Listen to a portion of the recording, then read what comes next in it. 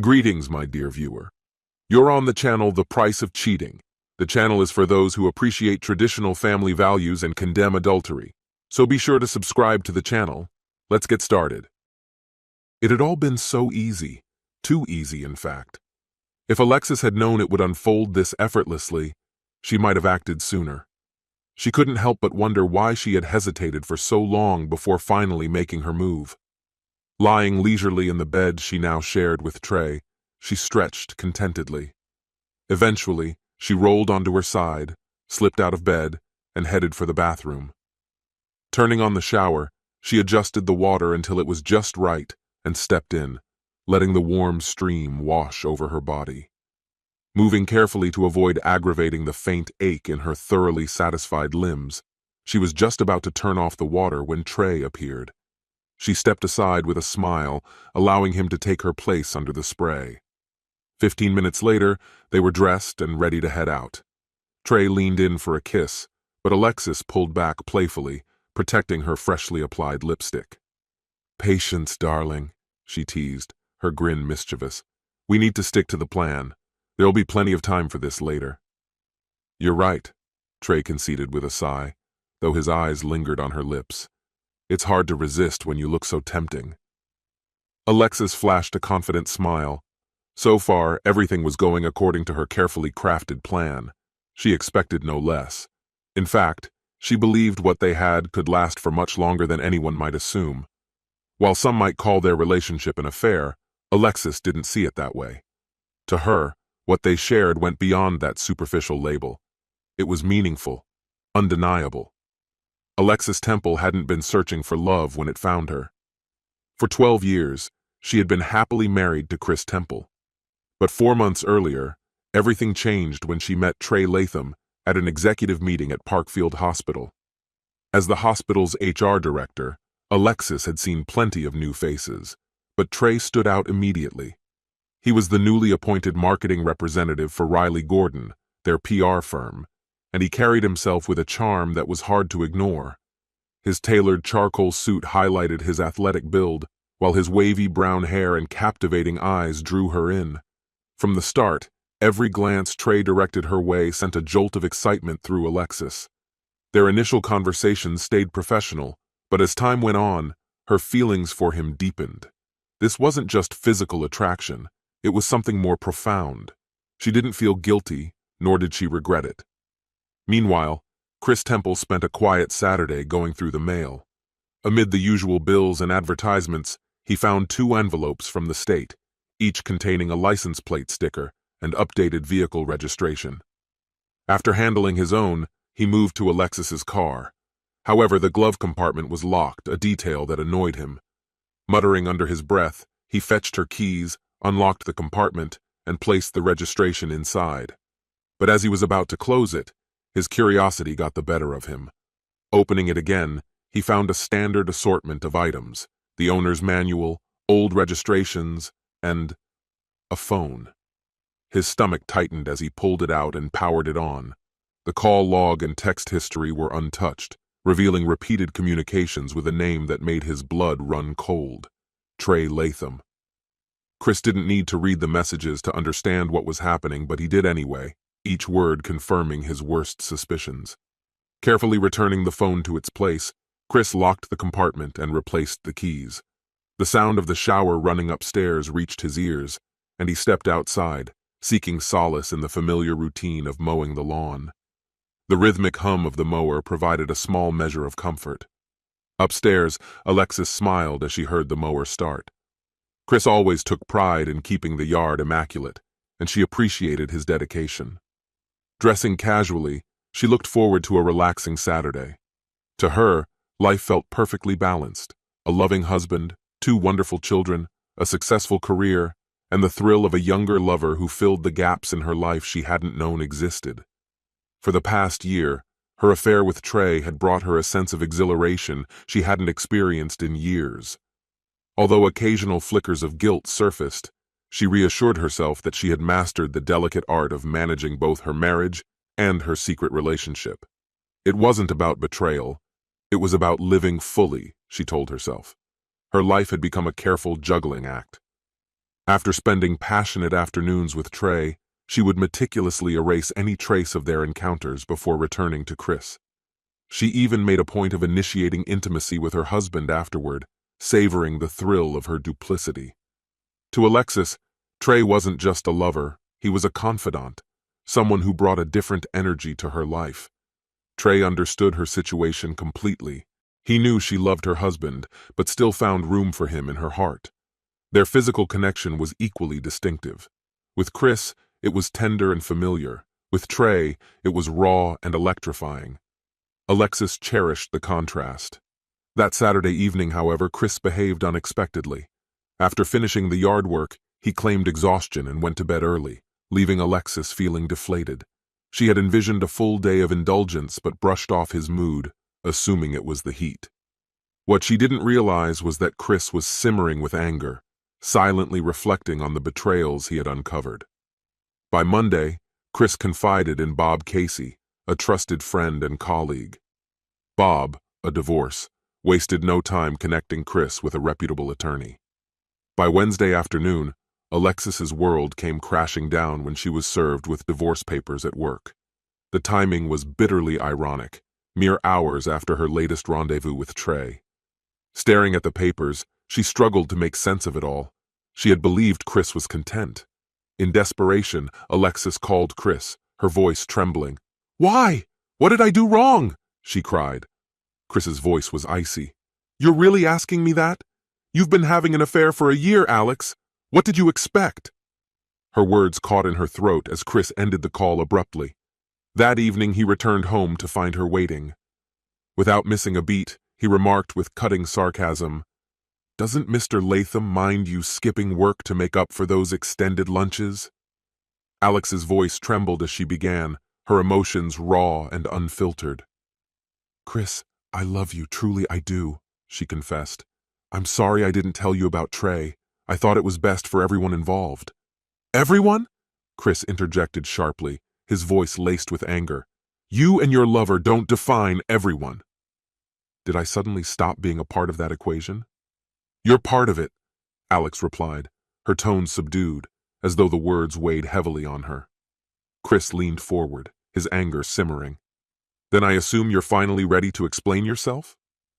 With a deep breath, Alex hesitated before continuing.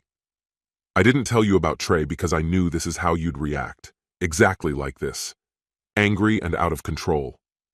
"Out of control?" Chris exploded. "Excuse me for being upset. Tell me, what am I destroying here by reacting this way?" "This wasn't planned, Chris," Alex said, her voice barely above a whisper. "It just happened. Trey isn't just some fling. He's someone incredible. If you met him, you might even like him. This is more than just physical. It's emotional, something deeper." Her next words were a dagger. "I love him, Chris, but that doesn't mean I love you any less. I can't give him up just like I can't give you up." Chris's face hardened. "We're married, Alex. You can't split your love between two people." "Yes, I can," Alex countered. "Marriage doesn't erase feelings. You were my first love, Chris, but Trey has become my second. It's not about choosing one of you, it's about loving you both." "Trey understands my life is already full," she reasoned. "He's okay with the limited time I can give him. You and the kids will always come first. I'm not taking anything away from you. I've simply found something for myself." Chris's expression turned icy. "Trey isn't your husband, Alex. He's just someone on the side who should be grateful for whatever scraps you throw his way. Meanwhile, I'm the one you vowed to honor and cherish. We have 2 kids. Your time and love belong to us." Alex looked him in the eye. "I love my life the way it is. I don't want to change anything. I need all of it. You, the kids, and yes, Trey too." "And I didn't sign up for a wife who cheats," Chris retorted bitterly. "But I guess life doesn't always give us what we want." He stared at her, his voice steady but full of hurt. "Do you even remember the promises we made on our wedding day? Love, honor, cherish. How does betrayal fit into that?" "You're twisting this," Alex shot back. "This isn't some dirty affair." "To you, maybe," Chris said coldly. "But from where I'm standing, it's exactly that." Their heated exchange was abruptly interrupted by the sound of their teenage children, Josh and Kayla, descending the stairs. Both looked uncomfortable, their unease betraying that they had overheard much of the argument. "I'm sorry you had to hear that," Chris addressed them, his voice softening. "We'll handle this like adults. But yes, your mother and I are divorcing." "No, we're not," Alex cut in sharply. "Your father won't tear this family apart over something that only affects him." Chris scoffed. "Something that only affects me? Really? I'm not the one who broke our vows." Kayla's voice cracked as she confronted her mother. "How could you, Mom? How could you do this to Dad?" Alex's face tightened. "Watch your tone, young lady. I'm still your mother." Kayla didn't back down. "Only because I can't divorce you," she shot back, storming upstairs in tears. "Well, that was helpful," Chris muttered dryly. He turned to his son. "Josh, go get your sister. We need to talk about this as a family." Once the four of them were gathered, Chris laid out his plans, his voice steady but resolute. "I'm filing for joint custody. Alex won't get primary custody of you two." "You can't take my children from me!" Alex exclaimed, her voice rising. "I'm not taking them," Chris said firmly. "But you don't get to cheat and then push me into the role of weekend dad." Josh broke the tense silence. "Who is he, Mom? The guy you're cheating with?" "That's inappropriate," Alex snapped at her son. "No, it's not," Chris interjected. "They're old enough to know the truth." He went on to reveal everything he knew about Trey Latham. Alex sat in stunned silence, realizing just how much her husband had uncovered. She had always thought she was the one in control, but Chris had blindsided her with his resolve and insight. "There will be no divorce," Alex declared suddenly, rising from the table and beginning to clear the dinner plates. "I'll make him see reason." The children exchanged skeptical glances, their trust clearly shaken. Chris, however, simply shrugged, unwilling to be drawn into another argument. After dinner, the kids retreated to their rooms, but not before Josh gave his father a reassuring pat on the shoulder. "We've got your back, Dad. Just tell us what you need." "Thanks, son," Chris said softly, his gratitude evident. Later that evening, Alex sat alone in the dimly lit living room, a book lying unread in her lap. Her mind raced, replaying the day's events. Just that morning, she had felt untouchable, certain that her carefully balanced life was perfect. But now, the threads were unraveling faster than she could grasp them. Her love for Chris, her passion for Trey, and the precarious illusion of control she'd maintained were all slipping away. Meanwhile, Chris sat in the common room, the flicker of the TV reflecting in his calm yet determined expression. Alex knew he wouldn't tolerate her infidelity. For years, she had convinced herself she held all the cards, but now she wondered how she had so profoundly misjudged him. Trey, blissfully unaware of the storm brewing, had always been content with the slivers of Alex's life she could offer. She had told herself that loving him didn't diminish her love for her family, that she could have it all without consequence. But now, as her secret lay bare, she realized the delicate balance she had created was nothing more than a house of cards. Whether Chris could forgive her or not was uncertain, but one thing was clear. Her once orderly life was now spiraling out of her control, and she had no idea how to stop it. Trey leaned back, sandwich in hand, and remarked with a casual smile, "Honestly, Alex, if the divorce goes through, it just means more time for us to hang out. Not a bad trade-off for me, though I'm pretty sure that's not what you want. Do we really have to go through with this?" "I hope not." Alex sighed, her voice tinged with determination. "I'm hoping I can help him see my side of things. He's always been a fair man, and I know he still cares. If I can just appeal to his sense of reason—" "Appealing to his reason might not be enough," Trey interrupted. "If it were up to me, I wouldn't let go of a single part of you. Why should he feel any differently?" "Because he loves me," Alex said gently. "And I love him too. I just need to make him understand that keeping things as they are makes me happy. Nothing about this takes away from what we have together. But until I can convince him, we need to be careful," she added, her tone firm. "I don't want to rub anything in his face. That'll only make it harder." Chris wasn't surprised when Alex skipped her Saturday routine. He assumed she was trying to avoid attention, especially when it came to Trey. yet he couldn't resist testing her resolve when the opportunity arose. "You might as well just run off to your boyfriend," Chris said bluntly one afternoon as they sat in the living room. Their kids' laughter filtered in from outside, an almost mocking contrast to the tension inside. "I've already filed for divorce and I'm not backing down." "Filing doesn't mean it's final," Alex countered, her voice sharp. She fixed him with a steady gaze. "Do you love me, Chris? Do you love me and the kids less than I love you?"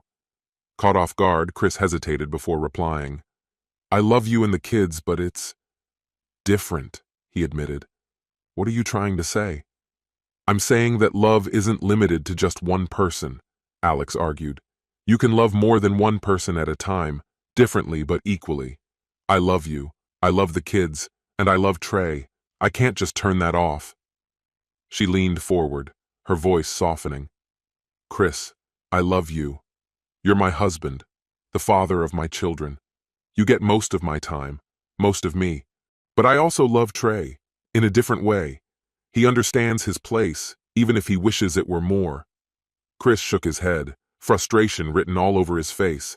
"If you really loved me as much as you claim, you'd recognize what's most important and let the rest go. Why can't you just be happy with what we have?" "Because this is what makes me happy," Alex replied. "Why can't you accept that?" "Because Trey isn't part of this family," Chris shot back. "He can't be.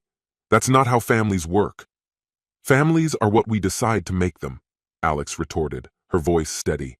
"I want Trey to be included in ours." Chris's voice turned cold. "You want me to be okay with you having a lover on the side? That's not happening. And for the record, my love for you isn't what it was 2 weeks ago. You've chipped away at it over the past year with your disrespect." Alex's eyes widened in disbelief. "I haven't disrespected you. I've loved you just as much as I always have."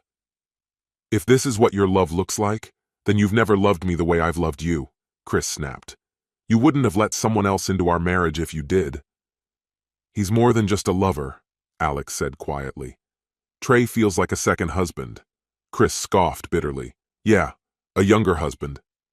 As tensions escalated, Chris began sleeping on the couch, refusing Alex's pleas to return to their bed. "We can't fix this if you won't even try," she said in frustration. Her anger boiled over during a meeting with their lawyers when the subject of selling their house came up. "You can't be serious about selling the house," Alex exclaimed. Chris met her gaze with a resolute expression. "We need the money to afford separate homes." "Fine," Alex shouted. "I'll leave Trey, I swear." Chris's laugh was humorless. "Promises don't mean much coming from someone who's already broken her vows." "This isn't about winning," he added, his tone softening. "I've already lost. We've all lost, especially the kids." Ashamed, Alex lowered her head. "What if I let you have your own affair? Would that make things fair?" Chris sighed heavily. "You still don't get it, Alex. I never wanted anyone else. I just wanted you." The situation grew more complicated when Alex's parents, Velma and George, called Chris, alarmed and confused about the divorce. Chris assumed Alex had told them, but quickly realized she hadn't. "I thought she'd explain everything," Chris said apologetically. George's voice was incredulous. "Is this really happening?" "She's not cheating," Velma interjected. "It's called polyamory. It's not the same thing." "Polyamory?" George erupted. "That's absurd!" Velma defended Alex, insisting that Trey wasn't a bad person and the arrangement wasn't infidelity. "You'll see when you meet him," she added. "Meet him!" George bellowed. "I have no interest in meeting my daughter's boyfriend." When the divorce was finalized, Trey quietly celebrated his growing presence in Alex's life. Their custody arrangement gave Alex every other week to herself, which she spent with Trey. Despite trying to stay away during Chris's weeks with the kids, Alex soon gave in and resumed seeing Trey. One evening, Trey surprised her with a romantic dinner, complete with candles and soft music. The gesture touched Alex deeply, a stark contrast to the simplicity of her life with Chris. After dinner, they danced slowly, and later that night, their closeness affirmed Alex's hope for her new life. The next morning, lying in Trey's arms, Alex felt a cautious optimism. As Trey held her close, he reveled in the deepening bond between them, convinced that this new chapter marked the start of something wonderful for them both. "Ugh, I have to move now or I'll be late," Alex muttered, darting around her room in a rush. "Why don't we shower together? Might save some time," Trey quipped with a teasing grin. "That's not going to help," Alex replied sharply, shutting down the suggestion. "Just wait until I'm done." It was Friday night, a significant evening for the two of them. It marked their first outing as a couple. They were heading to a cozy little restaurant Alex had chosen for the occasion. She opted for a sleek, short red dress, perfect for the romantic atmosphere. "You look incredible," Trey remarked, his eyes full of admiration as they prepared to leave. Alex was well aware of the impact she made in the dress, and together they drew attention wherever they went. Throughout the evening, she noticed the lingering gazes of several men, though she pretended not to. By late Sunday night, Alex was exhausted as she left Trey's house to pick up her kids from Chris, her ex-husband. The weekend had been a whirlwind, a romantic night on Friday followed by several rounds of intimacy on Saturday and Sunday. Keeping up with a 29-year-old partner was proving to be more draining than she'd expected. A month later, driving once again to collect her children, she felt an odd combination of fulfillment and emptiness. Trey certainly met her physical needs, but Alex couldn't ignore the nagging feeling that something deeper was missing. The more they explored their physical connection, the more distant their emotional bond seemed to grow. As she glanced at a faint scratch on her wrist, a souvenir from the time Trey handcuffed her to the bed, she felt a shiver of discomfort. The experience had been thrilling in the moment, but in hindsight, it left her unsettled. She'd hesitated when Trey introduced the cuffs, but went along with it, only to later feel diminished. The memory made her reflect on her relationship with Chris, who had always treated her as an equal. She tried to dismiss her discomfort, attributing it to their age difference, but the feeling lingered. For now, Alex kept Trey separate from her children's lives.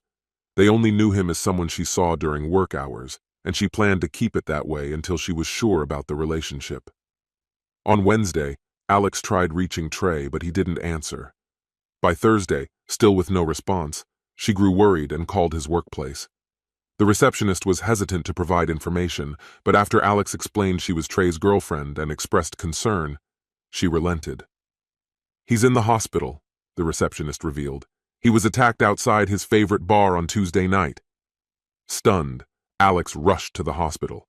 15 minutes later, she stood at Trey's bedside, taking in his battered appearance.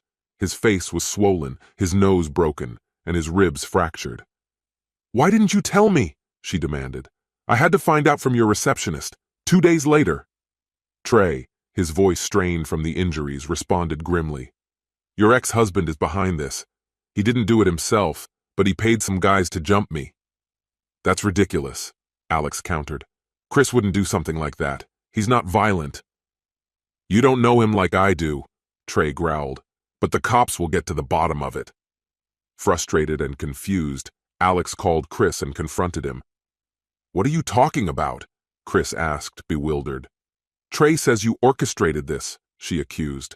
"When the police come for you, don't expect me to defend you." "Believe what you want," Chris replied calmly before hanging up. When police questioned Chris at his home, he welcomed them with coffee and answered their inquiries with composure. They quickly determined he wasn't involved, and a month later, he was officially cleared. Weeks after the incident, Chris shared a drink with his father-in-law, George, at a local bar. "Thanks for taking care of that," Chris said quietly, raising his glass. "Don't mention it," George replied. "Alex's behavior has been hard on everyone, but you've been a good father through it all." As Alex's relationship with Trey unraveled, she found herself drawn to a polite younger man named Delman LaFleur, whom she met at a Starbucks. At 25, Delman was charming and attentive, and soon Alex began seeing him. Just as Trey had once filled the role of her second husband, Delman now stepped into that space. She convinced herself that Trey didn't need to know unless the relationship became serious. At home, Alex's children began noticing her frequent absences, which she attributed to gym sessions. Eventually, her son Josh brought it up with Chris. "Dad, she's off with someone new again," he said flatly. "Show some respect," Chris advised. "She's still your mother." Respect? Josh shot back.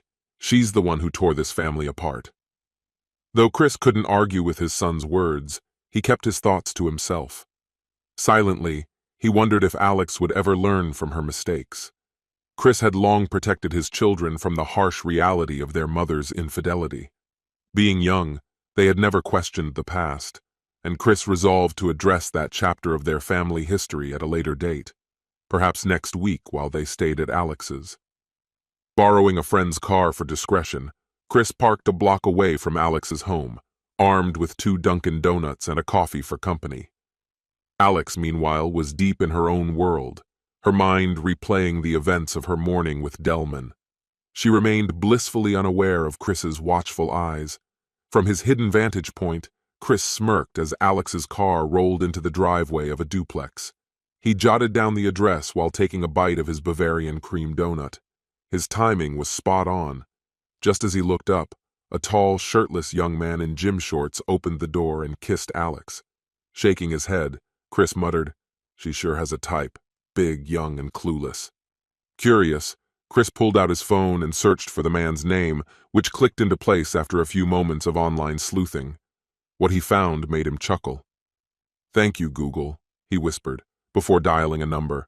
Trey Latham, the young man in question, frowned as an unknown number lit up his phone screen. Though tempted to ignore it, he reluctantly answered. "Trey Latham, who's this?" "You don't need to know who I am," Chris replied icily, "but I can give you information you might find useful." Trey's voice turned defensive. "If you're calling to apologize, don't bother. It's too late." "Apologize? For what?" Chris shot back. "No, I'm here to do you a favor you probably don't deserve. Do you know where Alex is right now?" Trey's irritation flared. "With your kids, I assume?" "Not exactly," Chris said dryly. "She's with someone else. Fits her usual pattern. Big, tall, and probably too young to rent a car. Her next fling might need a prom date." Trey bristled. "Let's say I believe you. Who's the guy?" "Delman LaFleur," Chris revealed. "Lives at William Street. The rest is your problem." With that, Chris drained his coffee and ended the call. The following Monday, Trey confronted Alex as soon as she walked through the door. His fury erupted, though he kept his distance. "What the hell, Alex? How long has this been going on? I told you, I don't share." Alex's smirk was sharp and unapologetic. "Funny how that works," she said coolly. "It was fine for you to wreck my marriage, but now you're upset when someone disrupts yours?" Her voice softened, almost taunting. "Delman and I have been together for months. I care about him just like I care about you." Trey's response was immediate and biting. "Your first husband left because of your lies. What makes you think I'd stick around? No one's worth this kind of chaos. You're a disaster, Alex." Her face fell, but she still clung to hope. "But you love me." "Not enough," Trey replied, walking out without looking back. 2 weeks later, Trey's life took an unexpected turn. A sharp, searing pain struck him while he was at work. Staggering back to his desk, he dialed his doctor, who insisted on an immediate visit. After treatment, the nurse handed him a notebook, asking for the names and contact information of his recent sexual partners. Reluctantly, Trey provided one name, Alex Temple. The nurse probed further. "Do you know if she's been with anyone else recently?" Blushing with anger, Trey admitted, "Yeah, she's seeing Delman LaFleur and maybe her ex-husband Chris. I can't be sure." The next day, Alex received a call from the clinic. Her stomach churned as the nurse asked for a list of her sexual partners. "Trey and Delman," she admitted tersely. "Anyone else?" the nurse pressed. "No, just them," Alex snapped, her embarrassment palpable. Not long after, Trey called Chris under the pretense of a favor. "Hey, thought you'd want to know. I tested positive for gonorrhea. Alex is my only partner, so it's from her. You're not involved with her, are you?" "Absolutely not," Chris replied with disdain. "And I'm not surprised." For Chris, the drama only confirmed his decision to stay single. After 8 years of peace, he had no intention of returning to the chaos of marriage. One evening, after a workout at the YMCA, he stopped for a Gatorade at the vending machine. A woman ahead of him took her time, unaware of his presence. Clearing his throat, Chris startled her. She turned, smiling warmly. Her long black ponytail swayed as she stood in form-fitting workout clothes that she wore with effortless confidence. "Nice line," she teased, her eyes sparkling. Chris raised his hands in mock surrender. "Not a pickup line, I swear." Her laugh was genuine. "Relax, I'm kidding. I'm Jade. And you?" "Chris Temple," he replied, grinning. "Now could you hurry? I'm dying of thirst." Their chance encounter blossomed into something unexpected. A year later, they married. Chris admired Jade's sharp wit as much as her elegance. At 51, she was older than she looked, and they bonded over a shared intolerance for dishonesty. "I don't do infidelity," she declared firmly. "Neither do I," Chris affirmed. Their mutual commitment to loyalty became the bedrock of their marriage, a stark contrast to the betrayal-filled relationships of his past. This concludes the story. If you like it, then put your powerful like and subscribe to the channel.